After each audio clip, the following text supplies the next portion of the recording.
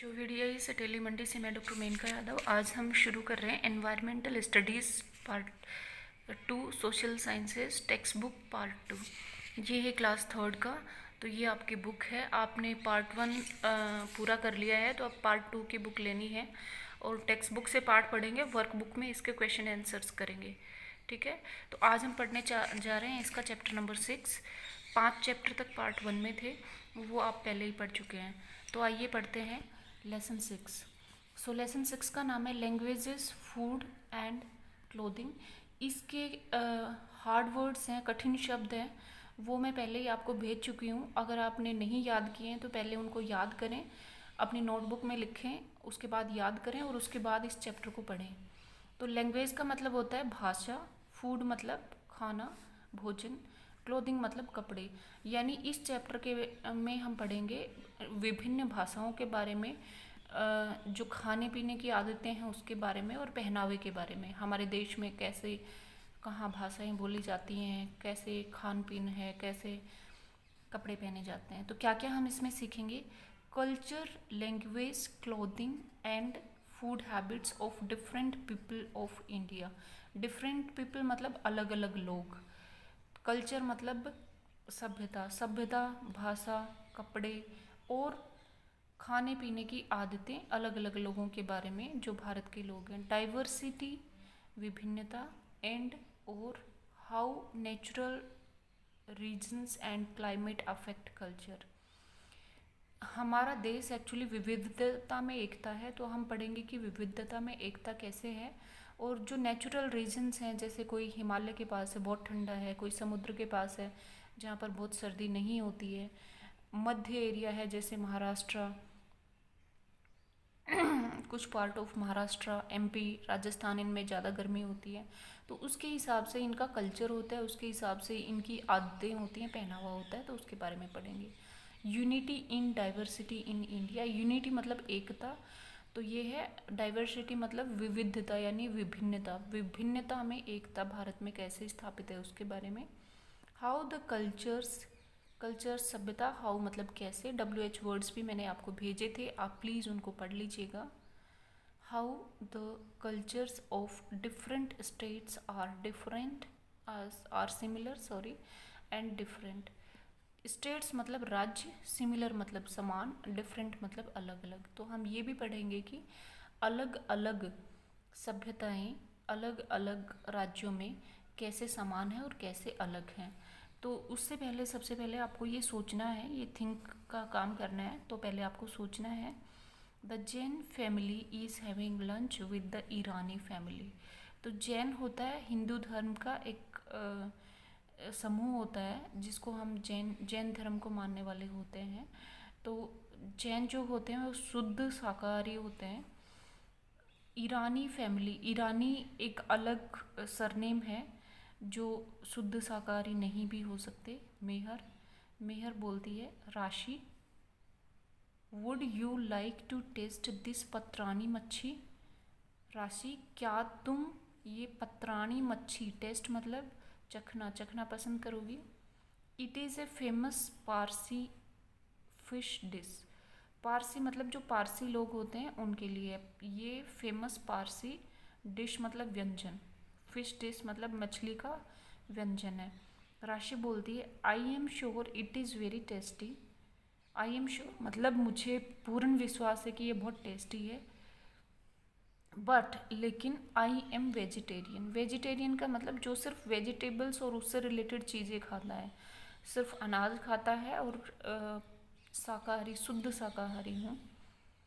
The whole Jain family is vegetarian. Rashi ने बताया the whole मतलब पूरी जैन फैमिली ही वेजिटेरियन है। मेहर बोलती है वो बहुत अच्छी बात है। दैट इज़ इंटरेस्टिंग, ये तो बहुत ही रुचिकर है, बहुत ही इंटरेस्टिंग है।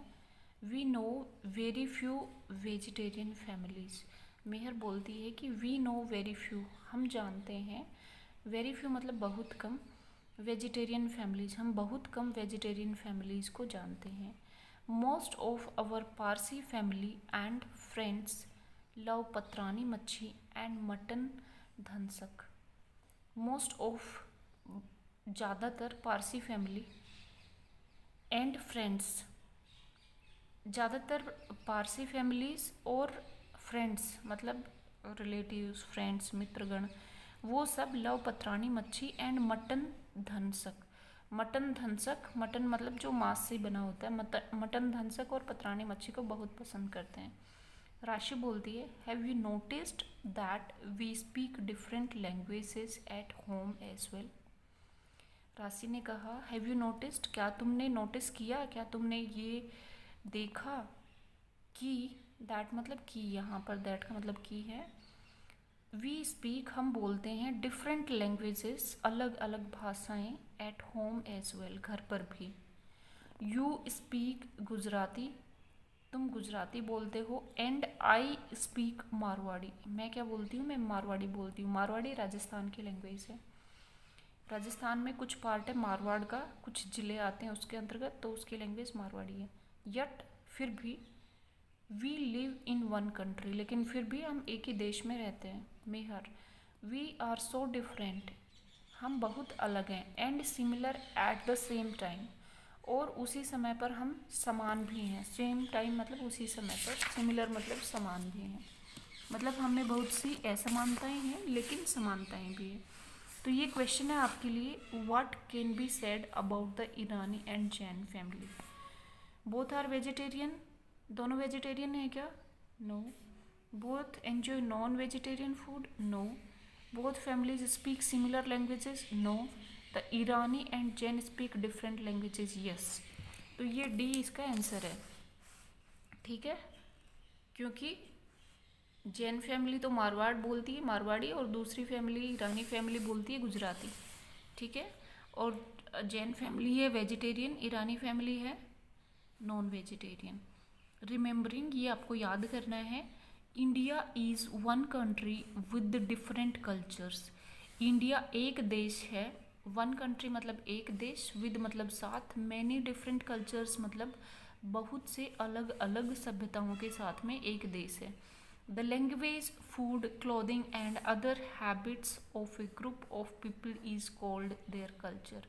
तो यहाँ पर ये निशान लगा लेना, कल्चर के डेफिनेशन है, यहाँ से यहाँ तक कल्चर क्या होती है, लैंग्वेज, फूड, क्लोथिंग और दूसरी आदतें, अदर हैबिट्स से, of A group of people, जो कि बहुत से एक ग्रुप ऑफ पीपल का होता है, उसी को हम कल्चर बोलते हैं। जैसे हिंदू लोग होते हैं, उनका एक अलग कल्चर होता है, मुस्लिम का अलग कल्चर होता है, राइट। इसी तरह से सिख होते हैं, उनका अलग कल्चर होता है। People living in different parts of India speak different languages.